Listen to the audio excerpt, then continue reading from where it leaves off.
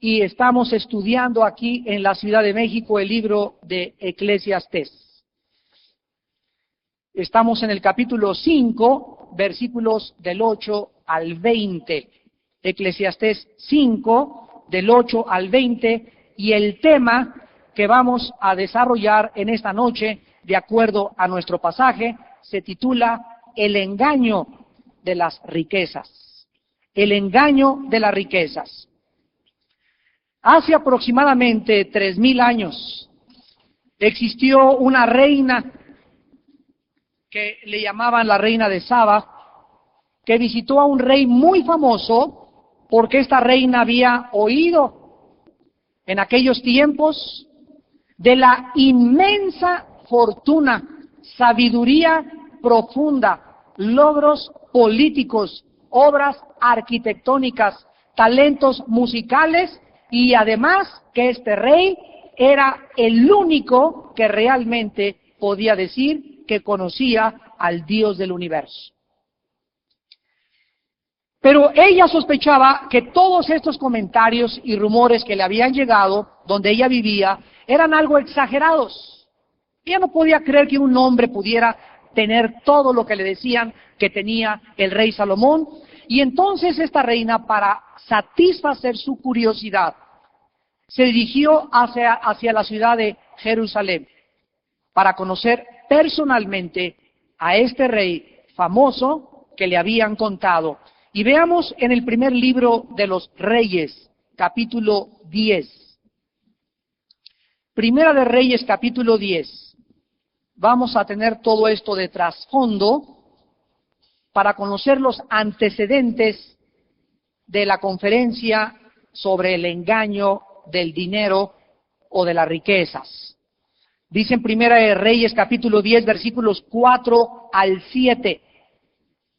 Cuando la reina de Sabá vio toda la sabiduría de Salomón y la casa que había edificado, asimismo la comida de su mesa, las habitaciones de sus oficiales, el estado y los vestidos de los que le servían, sus maestresalas y sus holocaustos que ofrecía en la casa de Jehová, se quedó asombrada. Y dijo al rey: verdad es lo que oí en mi tierra de tus cosas y de tu sabiduría, pero yo no lo creía hasta que he venido y mis ojos han visto que ni aún se me dijo la mitad. Es mayor tu sabiduría y bien que la fama que yo había oído. Y en el versículo 23 y 24 de este mismo capítulo, dice la Biblia que así excedía el rey Salomón a todos los reyes de la tierra en riquezas y en sabiduría. Toda la tierra procuraba ver la cara de Salomón para oír la sabiduría que Dios había puesto en su corazón. Este acumulamiento de fama, de poder, de dinero, de conocimiento, etcétera, etcétera, parece ser que es el sueño de toda humanidad. Vamos a pedir silencio ahí atrás, parece que hay un radio prendido o algo. Pedimos silencio, por favor. Pero realmente esto es así. Todo mundo está soñando con tener fama, poder, popularidad, riquezas, talento, mujeres. ¿Qué nos podría decir el personaje del cual vamos a hablar, que vivió todas estas circunstancias de la vida, y cuáles serían sus consejos después de tener todo lo que tuvo? Esto es precisamente lo que nos relata Eclesiastés capítulo 5, versículos del 8 al 20.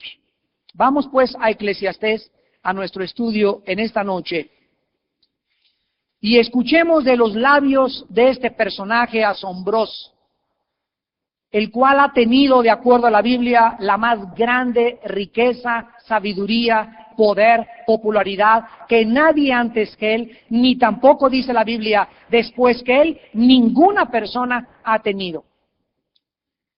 Y escritos aquí en este pasaje, entre las líneas que vamos a estudiar, se encuentran 3 proverbios relacionados con las finanzas. El primero tiene que ver con la opresión, en el versículo 8 y 9.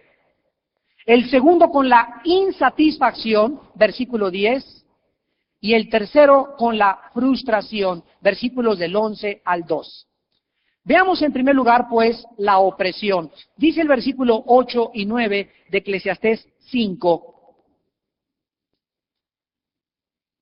Si opresión de pobres y perversión de derecho y de justicia vieres en la provincia, no te maravilles de ello, porque sobre el alto vigila otro más alto, y uno más alto está sobre ellos.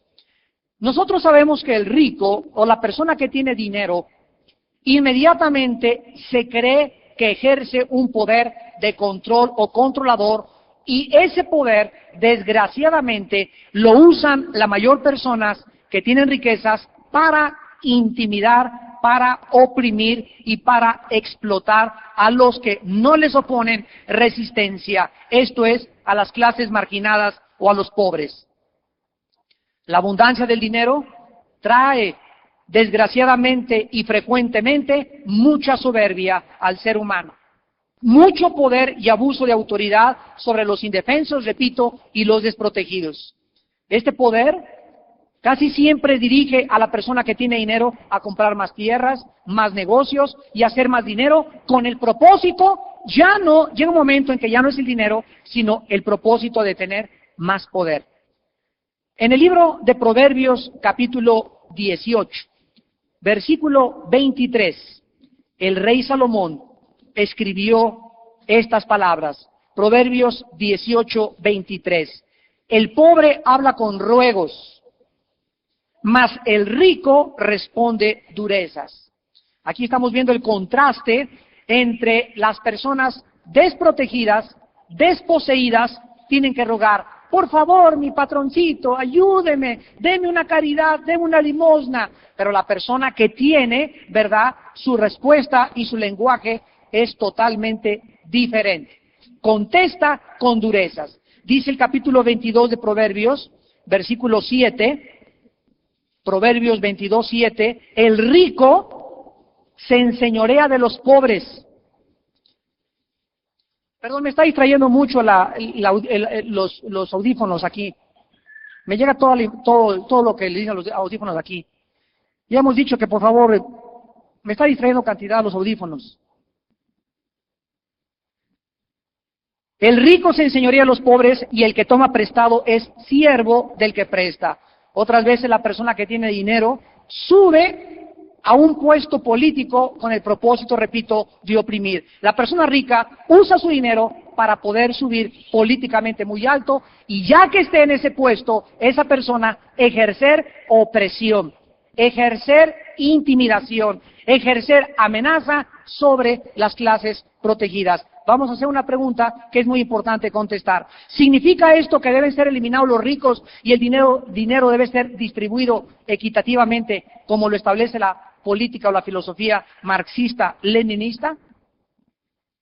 Carlos Marx, cuando vio esta opresión en el mundo, del mundo capitalista sobre la burguesía y sobre los pobres y los explotados, él dedujo de que era imposible que mientras el capitalismo prevaleciera, pudiera haber igualdad y equidad en el mundo socialmente. Sin embargo, en la Biblia se nos da otra respuesta. Para nada, porque este principio sería socialista, sería comunista, y es el principio de una teología que se llama en Sudamérica, y ahí comenzó la teología de la liberación.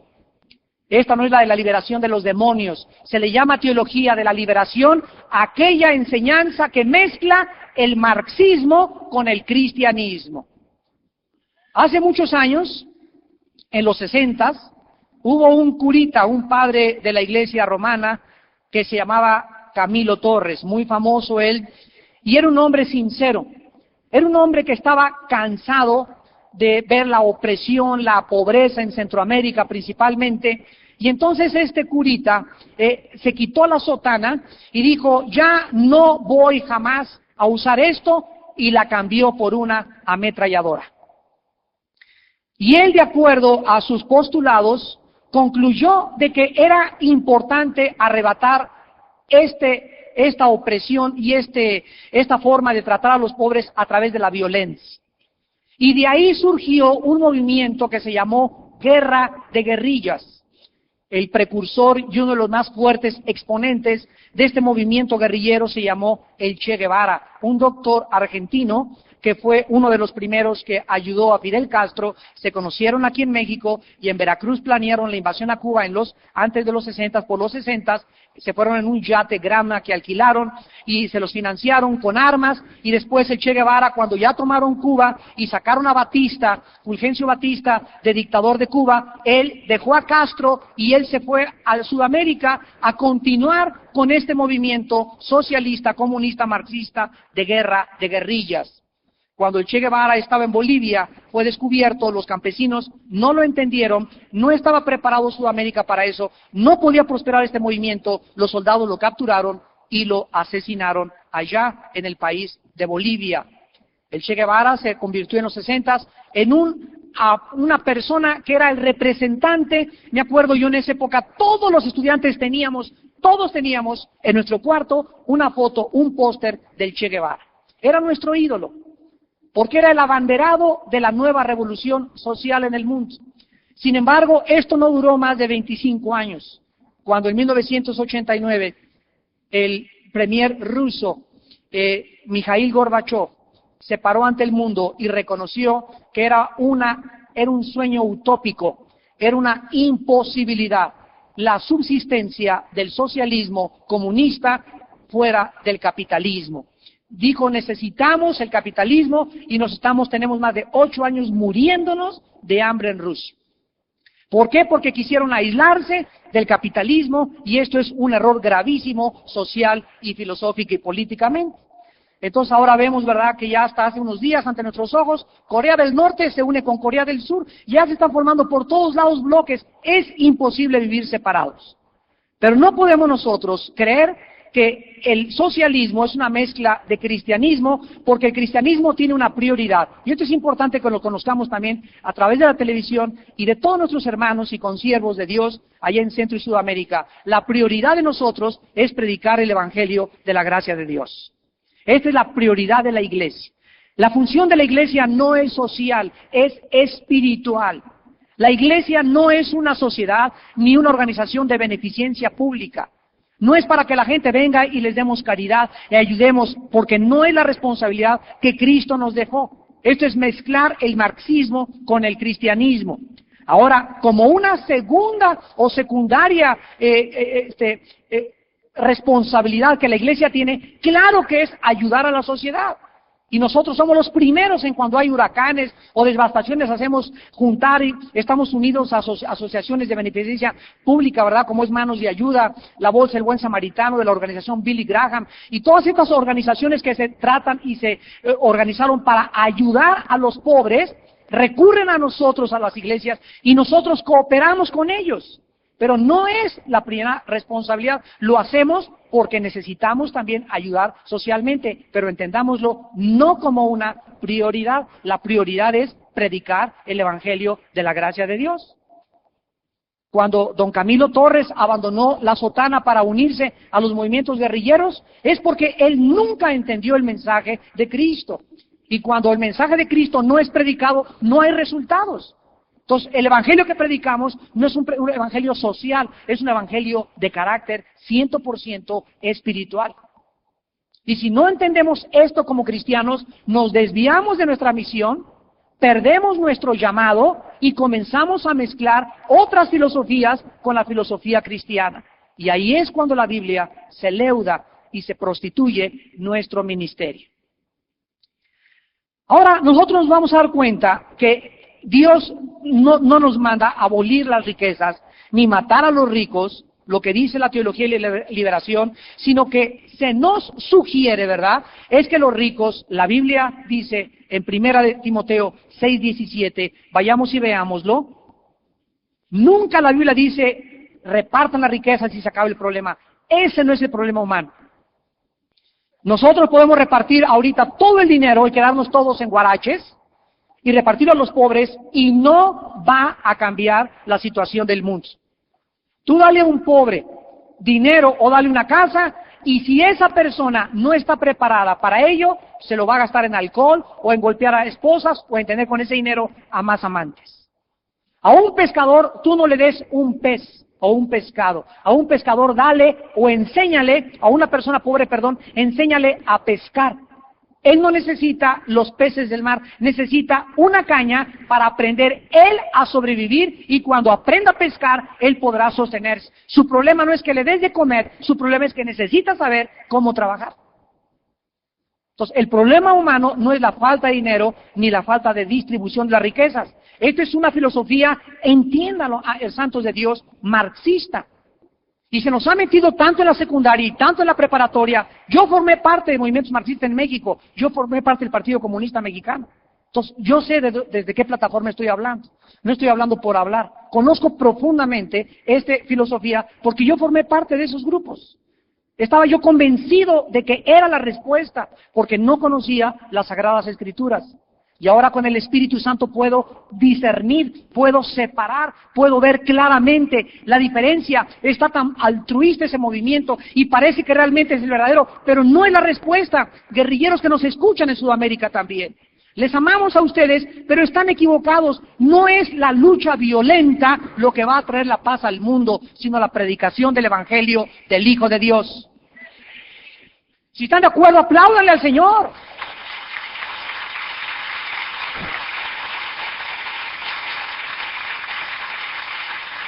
Dice Primera de Timoteo 6:17, a los ricos de este siglo, manda que vendan todo. ¿Eso dice? No dice eso. Manda que no sean altivos, ni pongan la esperanza en las riquezas, las cuales son inciertas, sino en el Dios vivo que nos da todas las cosas. Dios nos da todas las cosas, escuchen, en abundancia, para que las disfrutemos. No hay pecado en tener 3 millones de dólares y que lo disfrutes y te vayas a Miami y te vayas a París y te vayas a Inglaterra y te vayas a esquiar a Colorado Springs. No hay pecado en que tengas una casa en el Pocoyoc y otra casa en Las Lomas y otra en Cuernavaca. No es pecado ser rico. Quitemos esta filosofía de nuestra mente. No es pecado tener riquezas. El pecado es poner nuestra esperanza en ellas. El pecado es que las riquezas nos hagan orgullosos. El pecado es que esas riquezas yo no las sepa administrar justamente delante de Dios y no le dé a la obra de Dios lo que Dios me manda dar. Entonces, si yo gano 10 millones de dólares al mes, Dios quiere que siga ganando esos 10 millones de dólares. ¿Por qué voy a decir, no voy a ser pobre, voy a ser guaraches? Pero esos 10 millones de dólares le doy $1 millón a la iglesia, o 2 o 3 a la iglesia, y a las obras y me quedo con 5, con 6, y Dios no se enoja porque me quede con la mitad. Mientras en la misma proporción le dé a la obra de Dios. Mientras yo dé a la obra de Dios, me libro de la avaricia. Mientras yo dé a la obra de Dios, me libro de la codicia. Dios lo que ve es eso, no el dinero. La Biblia no dice que sea pecado ser rico. Salomón fue inmensamente millonario, como lo estamos viendo. Abraham era multimillonario, David era multimillonario, y no era el dinero su problema. El problema es lo que el dinero hace cuando la persona deja de depender de Dios. Regresamos a Eclesiastés 5, versículo 10, y encontramos el segundo proverbio, la insatisfacción. El que ama el dinero no se saciará de dinero. Fíjense lo que dice, el que ama, no dice el que tiene dinero. Lean bien. El que ama el dinero, el que está enamorado del dinero, al que le gusta el dinero, a esas personas nunca se saciarán de dinero. Y el que ama el mucho tener, no sacará fruto. También esto es vanidad. La ambición y el materialismo no tienen límites. Casi todas las personas sin Dios que han tenido millones quieren tener 5, después 6, después llegan a 10 llegan a 20, y hay un fenómeno extraño, misterioso en los corazones de estos multimillonarios, que la historia nos lo confirma, y en las páginas de la Biblia hace 3000 años el rey Salomón nos advierte. Esas personas, es increíble y paradójico que sean las personas más insatisfechas en esta vida. Insatisfechas. Hay una profunda insatisfacción. ¿Por qué? Porque Dios no nos creó para que el oro y la plata nos pudiera satisfacer. Dios no creó al ser humano, nuestro fabricante no creó a mi Suburban para que corriera a 250 kilómetros por hora, ni la cargara con 4 toneladas. La diseñó el fabricante para que corriera a tal velocidad y para que tuviera cierto peso, y si yo violo los manuales originales del fabricante de un vehículo, ese vehículo no me va a durar mucho. Entonces nosotros tenemos que recurrir al manual del fabricante, que es la Biblia, y consultar para qué fuimos hechos. Y cuando leemos la Biblia nos damos cuenta que no fuimos hechos para tener dinero. Es secundario, no es el asunto el dinero. Si lo tienes, gloria a Dios, pero no voy a vivir ahí, ni con mis ojos ahí, ni me va a quitar el sueño, ni va a ser mi único objetivo en la vida, porque estas personas nunca, dice la Biblia, estarán satisfechas. El que ama el dinero nunca se saciará. Porque fuimos creados para Dios. Fuimos creados para encontrar satisfacción en Dios. Fuimos creados para que solo Él llenara los anhelos más profundos de mi alma y de mi corazón. Si yo quiero confundir lo que solo Dios me puede dar, y lo quiero encontrar en el sexo, en muchas mujeres, en pornografía, en el dinero, en fama, en poder, en popularidad, todas estas cosas me dejarán siempre sediento. Jesús le dijo a la mujer samaritana en Juan 4, cualquiera que beba de esa agua, cualquiera que crea que en el mundo puede encontrar satisfacción, volverá a tener sed. Mas el agua que yo les doy será una fuente de agua que brote para vida eterna. La insatisfacción. Y en tercer lugar encontramos en el versículo 11 al 12 la frustración. Cuando aumentan los bienes, también aumentan los que los consumen. ¿Qué bien pues tendrá su dueño sino verlo con sus ojos? Dulce es el sueño del trabajador. Con mucho, coma poco. Pero al rico, qué paradójico, ¿verdad? No le deja dormir la abundancia. Ahí el peón, el campesino, ara el trabajo todo el día y se acuesta y hasta ronca el compadre.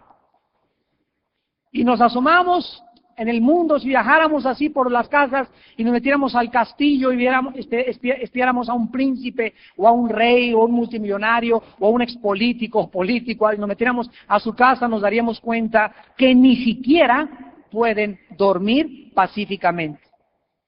Con el aumento de las riquezas y de las posesiones, también aumentan los problemas y también los malos amigos y las preocupaciones. Un escritor famoso dijo, cuando una persona aumenta sus riquezas y sus bienes, también aumentan los parásitos a su alrededor. Cuán cierto es esto, ¿verdad? Veámoslo en Proverbios capítulo 14. Cuán ciertas son estas palabras. Dice Proverbios 14, versículo 20. El pobre es odioso aún a su amigo, pero muchos son los que aman a Ricky Ricón. Una desgracia grandísima en la vida es eso, que tú sepas que la gente que se te acerca es por tu dinero. Qué triste, ¿verdad? ¿Cuántos cuentos hemos visto y películas y ilustraciones en obras de teatro de esos millonarios que se quitan sus vestiduras reales o su casa y se van a un mundo, ¿verdad? Y trabajan en un restaurante para tratar de enamorarse de una muchacha que se case con ellos por lo que son y no porque son reyes o porque son príncipes. Hay muchas películas al respecto. Porque es una grande realidad. Las personas que tú sabes y que ellos saben que tienen dinero, casi toda la gente que está a su alrededor son parásitos y son personas que se acercan para tratar ¿de qué? De sacarles algo. Dice Proverbios 19, versículo 4. Las riquezas traen muchos amigos, mas el pobre es apartado de su amigo. Por afuera, la vida del rico ambicioso parecería tranquila y feliz, pero interiormente vive frustrado, insatisfecho y lleno de soledad. Dice el rey Salomón en Eclesiastés 5, del 13 al 17, dos cosas dolorosas que debemos recordar en esta noche. Dos males que las riquezas nos pueden traer cuando las usamos, insisto, equivocadamente. Número 1, versículos del 13 al 15. Hay un mal doloroso que he visto debajo del cielo. Las riquezas guardadas en el banco, en dólares, en petrobonos, etcétera, etcétera, por sus dueños, para su mal, las cuales se pierden en malas ocupaciones, y a los hijos que engendraron, nada les queda en la mano. Como salió del vientre de su madre, desnudo, así vuelve, yéndose tal como vino, y nada tiene de su trabajo para llevar en su mano. En primer lugar, el primer mal que Salomón nos recuerda es que los codiciosos se autodestruyen. ¡Qué revelación tan profunda! Una persona que comienza a guardar dinero en propiedades, comprar terrenos, no importa en lo que invierta dinero, y esta persona no está involucrado en la obra de Dios, y su dinero es para si se enferma, o para que mis hijos les quede algo, o por si llego a los 60 años ya no tengo seguro social, voy a tener que comer. Si el propósito y el motivo de mi dinero es esto, la Biblia dice, todo eso va a ser como un boomerang, va a ser para tu propia desgracia y para tu propio mal. Y si crees que al morir tus hijos van a heredar lo que tú guardaste, ganado de una forma equivocada, porque dinero mal habido será maldecido, te equivocas. Esas riquezas que les heredes a tus hijos, esas riquezas serán la razón de la destrucción también de tus hijos hasta la cuarta generación.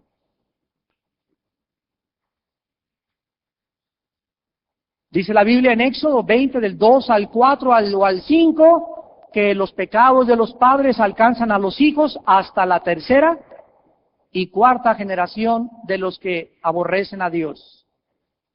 Muchos de ustedes, lo puedo mencionar abiertamente, han oído de la famosa familia Kennedy en Estados Unidos. Una de las familias, aquí en México hay familias similares, no digo sus nombres, también muy famosos, multimillonarios, que hicieron su dinero de la gente. Y vean ustedes la maldición. El papá de los Kennedy se llamaba Joseph. Y en la década de los 20, cuando hubo la ley seca, que se quitó en 1932 aproximadamente, ¿saben ustedes de dónde hizo el dinero este señor? Vendiendo alcohol destilado y vendiendo alcohol de contrabando. De ahí se hizo millonario. Entonces, ese dinero, ¿verdad?, se lo heredaron, hicieron un imperio, formaron una familia, se involucraron en la política, y uno por uno de los hijos de los hijos, ahora los nietos, la mayoría están en drogas, suicidándose, muertes trágicas, casi toda la familia, y desgracia tras desgracia en ellos. El último que se acaba de matar, ¿verdad?, en un avión con su novia, que por cierto era cristiana, era John F. Kennedy Jr.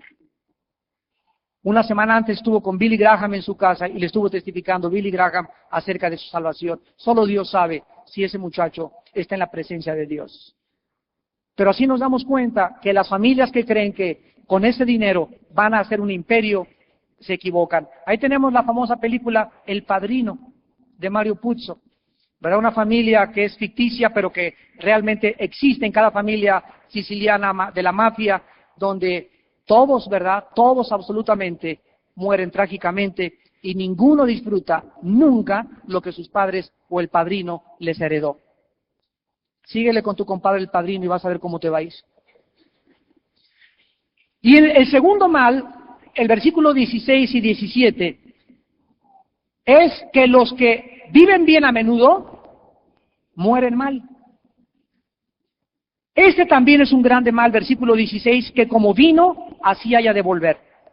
¿Y de qué le aprovechó trabajar en vano? Además de esto, todos los días de su vida comerá en tinieblas, con mucho afán y dolor y miseria. ¿Qué escena tan trágica nos describe Salomón? Contentamiento, felicidad ni paz. Mucha gente, nos muestra la Biblia, vivió deprisa, corrieron deprisa, ganaron mucho dinero deprisa, lo gastaron deprisa y muertos también deprisa se murieron. Dice Proverbios capítulo 23, versículos del 4 al 5.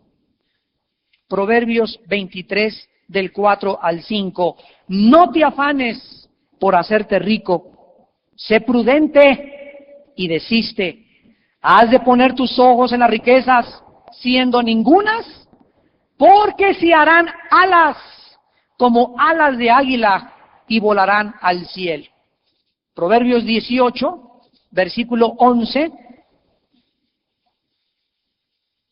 Las riquezas del rico son su ciudad fortificada y como un muro alto en su imaginación. Aquí nos damos cuenta que esto es lo que realmente representan las riquezas para una persona millonaria. Son su protección. Mientras yo tenga dinero, mucha gente dice, mientras tengo cuenta en el banco, estoy protegido contra todo. Cualquier eventualidad, ahí tengo mi dinero guardado. Cualquier problema, ahí tengo mi dinero guardado. Son en su imaginación un muro invisible que los protege. Cuando hay un Dios en el cielo que nos dice, yo soy tu amparo y tu fortaleza. Yo soy tu refugio en todas tus tribulaciones. Alzaré mis ojos a los montes. ¿De dónde vendrá mi socorro? ¿Del Citibank? ¿Del Manhattan Chase Bank? Hay mucha gente que así, de veras, en su corazón, y esto lo digo para vergüenza de muchos cristianos, hay cristianos que todavía siguen creyendo eso. No es verdad, no es cierto que en Cristo sea su fortaleza, lo cantan en los himnos, pero cuando venga el momento de probarlo realmente en tu vida, ahí vas a darte cuenta dónde está tu corazón. Porque donde está tu corazón, está tu tesoro. Y cuando esto sucede, descubrirás que es muy tarde para poder, desgraciadamente, regresar a Dios. Y acabamos en el versículo 18, donde se nos enuncia la lista de desesperación y autodestrucción que traen las riquezas, malas vidas o la codicia de ellas. En este pasaje se nos revelan 3 dones que Dios le da y que están disponibles en esta noche para todos los que los pidan. Si tenemos la perspectiva correcta del dinero. En primer lugar, versículo 18. Pídele a Dios poder disfrutar la vida. Número 1, versículo 18. He aquí, pues, el bien que yo he visto, que lo bueno es comer y beber, y gozar uno del bien de todo su trabajo con que se fatiga debajo del sol todos los días de su vida que Dios te ha dado, porque esta es tu parte. La realidad, dice Salomón, es la siguiente. Les doy mi primer consejo y me despido, dice Salomón, en esta sección de las riquezas. No importa el dinero que tengas, no importa si eres albañil, si eres chofer de taxi, si eres plomero, si eres ingeniero, no importa. Lo importante de la vida no es el dinero o la posición. Lo importante de la vida es disfrutarla. Puedes ahorita llegar a tu casa y tú vives en una choza con petate y tus frijolitos y tus totopos, pero la mano de Dios está sobre tu familia. Y tú llegas en esta noche a tu casa porque tienes paz, porque eres santo, porque eres santa, no engañamos a Dios, y solo esto, solo viviendo, agradando a Dios, nos puede Dios dar el don de disfrutar la vida. Mientras vivimos debemos encontrar satisfacción y disfrute en todo lo que hagamos. Debes disfrutar comerte ese taquito como ese caviar. Debes disfrutar tu bochito como un Mercedes, un Avor, un Audi o un BMW. Debes disfrutar dormir en el campo y en petates y con indígenas y en el Hotel María Isabel Sheraton. Debes descubrir en la vida en esta noche lo que dice Filipenses 4 del 10 al 3. He aprendido a contentarme cualquiera que sea mi situación. Sé vivir sin dinero y sé vivir con abundancia. Todo lo puedo en Cristo que me fortalece. Esto es un don de Dios. Porque si tú no tienes ese don de Dios en tu vida, cuando no tengas, vas a sufrir, vas a estar frustrada, vas a estar enojado porque no tienes esos trajes, ni ese vestido que tu esposo no te puede comprar, ni te has cambiado a la casa que la vecina ya tiene, y que tu hermanita ya se compró casa también y tú no tienes, y vas a vivir inconforme, y te vas a amargar, te vas a afectar tu salud, y todo porque no tienes la mano de Dios sobre tu vida por tu incredulidad e inconformidad. En el libro de los Números, del capítulo 10 al capítulo 15, encontramos las protestas del pueblo.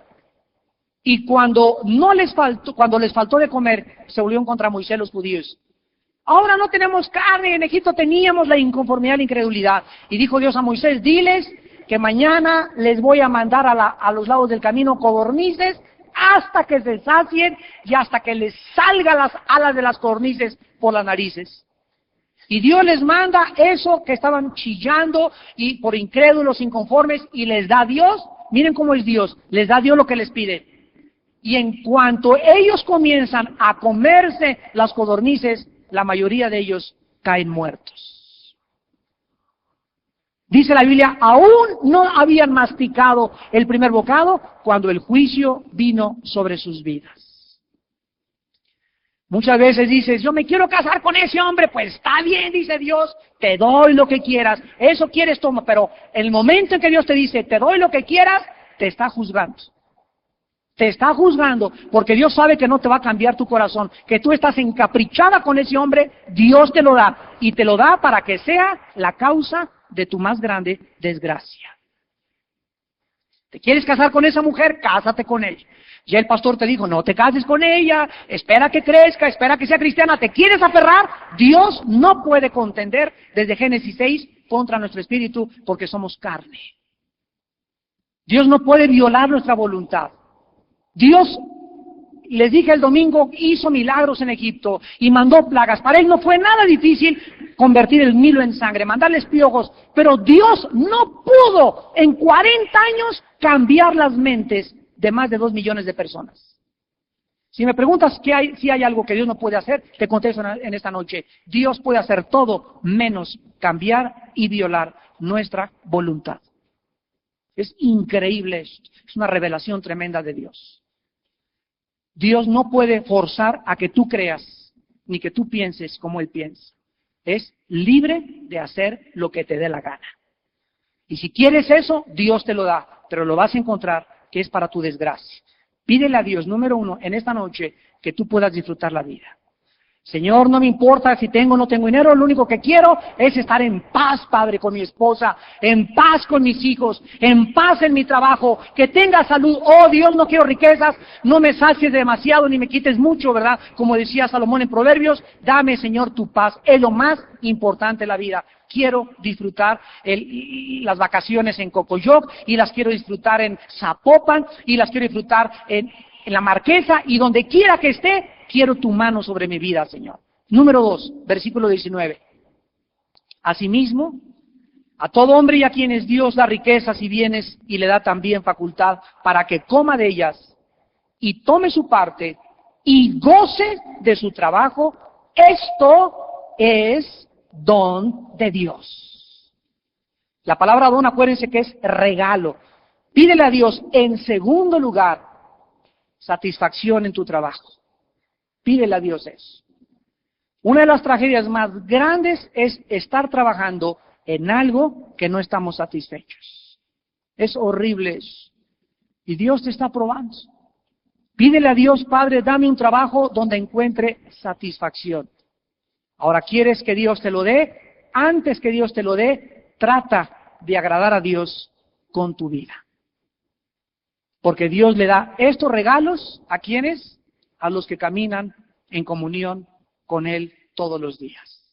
te concede Dios las peticiones de tu corazón. Y en último lugar, dice la Biblia, el versículo 20, porque no se acordará mucho de los días de su vida, pues Dios, no el cine, no el dinero, no el sexo, Dios llenará de alegría nuestro corazón. En tercer lugar, pídele a Dios el contentamiento de tu corazón.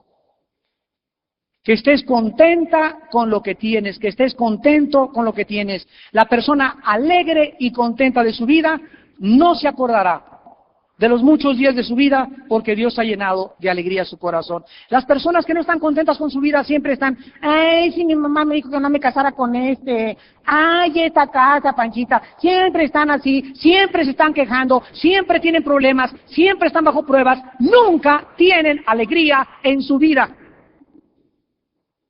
No pueden disfrutar nada. Ay, está lloviendo. Hay mucho sol. Hay muchos mosquitos. Hay mucho calor. Hay mucho frío. Ay, mamá, la leche está fría. Ay, mamá. ¿Se acuerdan de esa canción, verdad? Bueno, igualitos están muchos. La satisfacción es un don de Dios. Y acabamos leyendo en el Nuevo Testamento, 1 de Timoteo capítulo 6, versículos del 6 al 8. 1 de Timoteo 6, del 6 al 8. Pero gran ganancia es la piedad acompañada de contentamiento. Vamos a traducirlo en el original griego. Vamos de gane cuando siempre estamos en nuestra vida cristiana contentos. Porque si estoy contento en todo, ¿sabe una cosa? Que cuando vengan los problemas, los voy a enfrentar.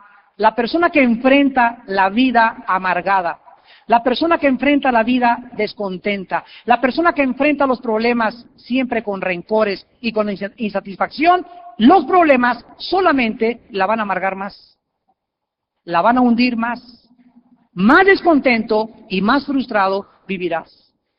Porque el gozo del Señor, dice Nehemías, es nuestra fortaleza. Entonces, es un secreto, tenemos que, lo que venga mañana, que nos agarre contentos, que te agarre contento. Gran ganancia es la piedad. La palabra piedad es la vida cerca de Dios. La palabra griega, eusebia. Vida cerca de Dios. Gran ganancia es esto. Y dice el versículo 7, ¿por qué? Porque nada hemos traído a este mundo, nada, llegamos sin ropa al mundo. Y cuando nos vayamos, no nos vamos a llevar nada, absolutamente nada. Tu dinero, tus trajes, tu cama, tu colchón, tu televisión, tus bienes, todo se va a quedar con tu familia. Y si esos bienes, regresamos al principio, no fueron obtenidos por la bendición de Dios, sino fueron por la tranza, y fueron por engañar, y por vender alcohol, y por vender droga, etcétera, etcétera, le dejarás a tu familia la más grande maldición.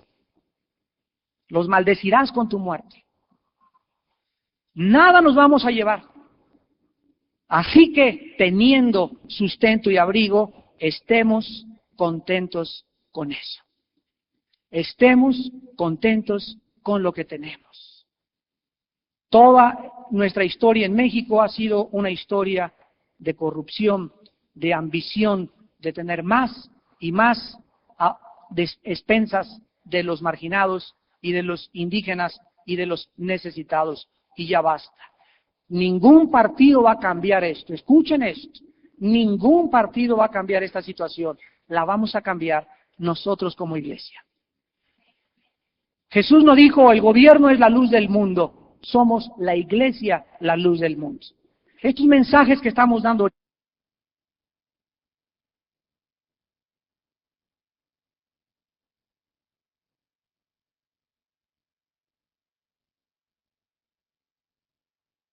una vez, dos veces, y hasta la cuarta o quinta vez, discúlpenme, dice, no soy muy inteligente, me cae el 20. Pues qué bueno, hermana, de eso se trata, de escuchar la palabra, y día y noche la palabra, hasta que, como dijimos, ya no corra hemoglobina, sino biblina por tus venas. Que estés lleno de la palabra de Dios, que la palabra de Dios more en abundancia en tu corazón, que estos conceptos y estos principios formen parte ya y estés convencido de ellos y los transmitas y los vivas a tu casa y a tu vida y a tu familia y a tu negocio, los pongas en práctica. porque esto es lo que va a hacer cambiar el mundo. Y ¿sabe una cosa? Yo sé profundamente que en estos próximos años Dios va a levantar Danieles, Samueles, aquí en México, hombres y profetas de Dios que van a estar cerca de los más grandes gobernantes. Aunque nuestros gobernantes no sean cristianos, que haya hombres de Dios en México, puede ser tú, puede ser tú, puede ser tú, que vivan cerca de estos gobernantes y que puedan con su testimonio influirlos. La semana pasada tuvimos un desayuno con casi todos los líderes cristianos evangélicos de México, ahí en el Hotel Marisabel, y me dio mucho gusto conocer a uno de los principales ahorita asesores del presidente Zedillo, hermano en Cristo de nosotros. Les pido que oren por él, se llama Hugo Flores, doctor Hugo, egresado de Harvard, doctorado en ciencias políticas, consejero del presidente. Ahí estuvo con nosotros en el desayuno y nos dio un panorama político de lo que está pasando en la República Mexicana. Y este hombre, Dios lo ha levantado, tiene 31 años de edad. 31 años de edad, este muchacho. Está en Los Pinos con el presidente. Tienen estudios bíblicos los sábados, me reservo el nombre de los que van a los estudios bíblicos, y ahí están compartiendo la palabra. Es lo que Dios está haciendo. Si tú crees que no han llegado la palabra de Dios allá, mira nada más a quién tiene Dios ya cerca de los grandes gobernantes.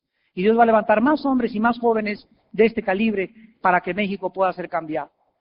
Y así podamos entender que solo el mensaje de este libro, en la palabra de Dios, puede cambiar el rumbo de nuestro amado y queridísimo México. Oremos. Padre, te damos gracias por darnos ecuanimidad, equilibrio y comprensión de tu santa palabra. Porque en el consejo de tu palabra, mediante la infusión del Espíritu Santo, podemos nosotros entender las cosas que son del Espíritu de Dios. Gracias, Señor, por abrir nuestra mente en todas las áreas de nuestra vida, principalmente en el área del dinero, el área más peligrosa, porque cuando un cristiano no tiene principios bíblicos para saber usar el dinero, ese dinero lo va a descomponer, ese dinero lo va a corromper, porque solo tu protección nos podrá ayudar a caer en la trampa de la ambición del dinero, el engaño de las riquezas. Gracias, Señor, porque en ti tenemos paz. Tú nos dejaste tu paz, y esta paz es lo único que necesitamos, porque con esta paz enfrentaremos al mundo. Enfrentaremos la pobreza, la desnudez, la persecución, la muerte. Porque hasta el día de nuestra muerte te pedimos que podamos morir en paz. Oh Dios, te pedimos que podamos seguir siendo luz y que este evangelio de la gracia de tu Padre, Señor Jesucristo, sea predicado en toda la República Mexicana. Te pedimos, Padre, ahora por el próximo gobernante que tú nos vas a dar. Solo tú tienes la sabiduría, oh Dios, de saber qué clase de hombre necesita nuestro país. Y te damos gracias por aquel que tú vas a poner, porque sea el que sea, lo vamos a aceptar porque viene de ti. Y vamos a orar por él.